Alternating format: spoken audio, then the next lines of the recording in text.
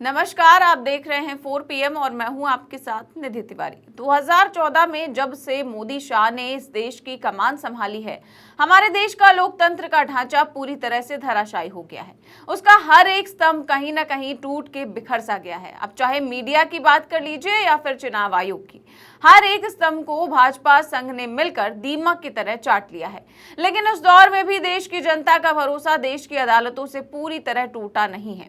वो कहीं ना कहीं आज भी सी यू इन कोर्ट कहने की हिम्मत रखता है, क्योंकि उसे अब भी भरोसा है कि अगर सरकार उसकी बात नहीं सुनेगी, मीडिया उसकी बात नहीं सुनेगी, तो कोर्ट उसकी बात जरूर सुनेगा। लेकिन हम आपको आज दो ऐसे केसेस के बारे में बताने जा रहे हैं जो आपकी आंखें खोल देंगे। आपको समझ आ जाएगा कि मोदी शाह की जोड़ी ने देश की अदालतों को भी नहीं बख्शा है। आपको बताएंगे कि कैसे जो अदालतें कहती थी कि कानून की नजर में सब बराबर हैं, उन अदालतों की गरिमा को कैसे इन दोनों की जोड़ी ने अपने प्रभाव से तार तार कर दिया है। मुंसिफ हो अगर तुम तो कब इंसाफ करोगे, मुजरिम हैं अगर हम तो सजा क्यों नहीं देते। अहमद फराज का ये शेर जेएनयू के पूर्व छात्र उमर खालिद और शर्जील इमाम के साथियों पर बिल्कुल फिट बैठता है, जिनको इंसाफ के लिए अभी और इंतजार करना पड़ेगा। क्यों? क्योंकि सुप्रीम कोर्ट ने उनकी सुनवाई के लिए उनको एक और तारीख थमा दी है।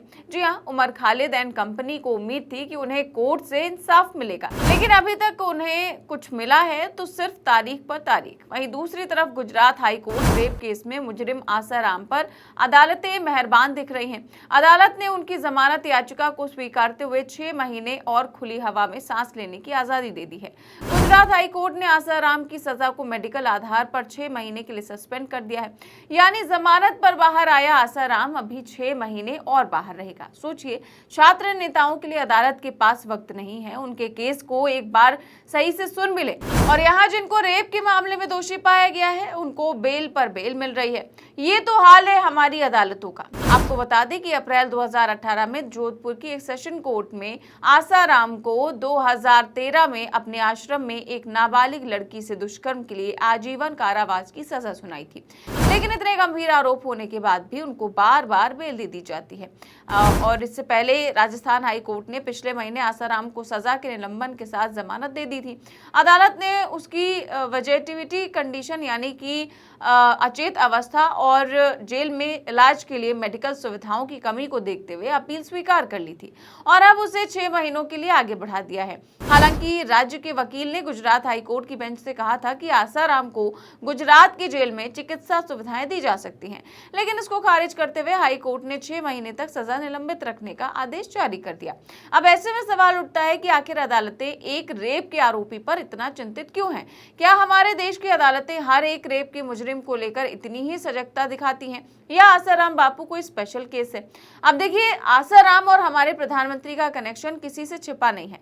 आसाराम बापू और मोदी के बीच का रिश्ता 2000 के दशक की शुरुआत में गुजरात के राजनीतिक और धार्मिक परिदृश्य से जुड़ा था।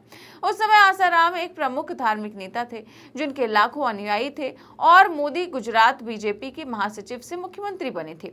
आज भी आप इंटरनेट पर जाएंगे और सर्च करेंगे कि आसाराम के साथ भाजपा नेताओं का कितना मजबूत रिश्ता था, तो आपको काफी वीडियोस मिल जाएगी। एक वीडियो देखिए जिसमें मोदी, जो तब गुजरात के मुख्यमंत्री थे, वो कैसे आसाराम के कसीदे पढ़ते थे। पूज्य आसाराम बापू के सानिध्य में पूरे देश से एक साधक के स्वरूप में पूज्य बापू के चरणों में आकर के बैठे हैं। मुझे श्रद्धा है कि गुजरात की इस पवित्र धरती से, साबरमती के इस किनारे से, आसाराम बापू जी के आशीर्वाद से न सिर्फ आशा लेके जाएंगे, उमंग भी लेके जाएंगे, नया विश्वास लेके जाएंगे।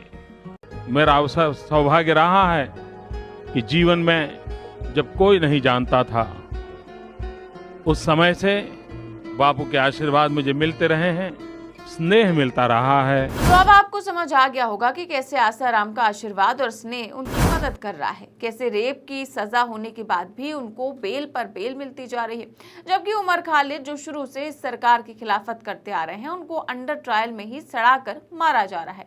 उनके केस को पिछले 5 सालों से लटका कर रखा गया और आज तक अदालत में अपना पक्ष तक रखने नहीं दिया गया है। उमर खालिद, शर्जील इमाम और उनके साथियों को जमानत देने के मामले में 6 नवंबर यानी गुरुवार को सुनवाई होनी थी, लेकिन बदले में मिली एक और तारीख। सुप्रीम कोर्ट में जस्टिस अरविंद कुमार और जस्टिस एनवी अजारिया की बेंच ने उमर खालिद, शर्जील इमाम, गुलफिशा फातिमा, मीरान हैदर आदि के मामले को अगली सुनवाई तक के लिए स्थगित कर दिया और कहा गया कि बेंच जब सोमवार 10 नवंबर को फिर से बैठेगी तो दिल्ली पुलिस के वकील दिल्ली दंगों के मामले में बड़ी साजिश के आरोपी उमर और अन्य को जमानत दिए जाने के खिलाफ अपनी दलीलें पेश करेंगे। उमर खालिद, शर्जील इमाम, गुलफिशा, मीरान हैदर आदि आरोपी 5 साल से ज्यादा से समय से जेल में बंद है और अभी तक ये मुकदमा शुरू ही नहीं हो पाया है। उमर खालिद और उनके साथियों ने दिल्ली हाई कोर्ट द्वारा 2 सितंबर को उन्हें जमानत देने से इनकार करने के आदेश के खिलाफ सुप्रीम कोर्ट का रुख किया था। तब से लेकर अब तक 21 बार इस केस की सुनवाई टल चुकी है और हर बार सिर्फ और सिर्फ नई तारीख मिली है। आपको बता दें कि इससे पहले 3 नवंबर को इस मामले की सुनवाई हुई थी। तब वरिष्ठ वकील कपिल सिब्बल, सलमान खुर्शीद, सिद्धार्थ अग्रवाल और गौतम खजांची ने अलग अलग आरोपियों की ओर से दलीलें पेश की थी, लेकिन उसके बाद भी कोर्ट का रुख नहीं बदला। अब ऐसे में सवाल उठता है कि सुप्रीम कोर्ट जो इस देश की सबसे बड़ी अदालत है वो आखिरकार इस केस पर क्यों सुनवाई नहीं करना चाह रही है। सोचिए, जिन अदालत के पास कुत्तों को कैद करने के मामले में फैसला करने का समय है, वो किसके कहने पर इनके मामले की सुनवाई को टाले जा रही है। अंबानी के लड़के का केस आया तो तुरंत सुन लिया गया, झटपट फैसला भी हो गया, हाथों हाथ सभी आरोपों से बरी भी कर दिया गया। रेप के मुजरिम आसाराम को बार बार बेल दे दी जाती है, बेल कम पड़े तो और बढ़ा दी जाती है, लेकिन उमर खालिद का केस सुनने के लिए क्यों नहीं एक तारीख पर फैसला कर लिया जाता। क्या कोई है जो अदालतों को पीछे से कंट्रोल कर रहा है? क्या इसके पीछे भी गुजराती जोड़ी का हाथ है जो अपने साथियों को राहत और अपने दुश्मनों को सजा दिलवा रहे हैं? फिलहाल इस पूरे मामले को एक साथ रखकर देखें तो तस्वीर बेहद साफ दिखाई देती है। एक तरफ छात्र नेताओं को हर पेशी पर सिर्फ अगली तारीख का फरमान दिया जाता है, तो दूसरी तरफ प्रभाव और पहुंच वाले लोगों के मामलों में अदालतें अचानक बेहद संवेदनशील हो उठती हैं। सवाल ये नहीं कि किसे बेल मिलती है और किसे नहीं, सवाल ये है कि हमारे न्याय व्यवस्था का तराजू किस वजन से झुक गया है। अब ऐसे में सवाल उठता है कि देश का एक आम नागरिक किससे उम्मीद रखे, अदालत से, संविधान से, या फिर वो इंसाफ की उम्मीद ही छोड़ दे। ऐसे में किसी ने क्या खूब कहा है कि इंसाफ जालिमों की हिमायत में जाएगा। ये हाल है तो कौन अदालत में जाएगा? इस पूरे मामले पर आप क्या सोचते हैं? हमें कमेंट बॉक्स में अपनी राय जरूर दें। चैनल को सब्सक्राइब भी करें और ज्वाइन भी करें। देश और दुनिया की तमाम बड़ी खबरें जानने के लिए देखते रहिए 4PM न्यूज नेटवर्क। नमस्कार।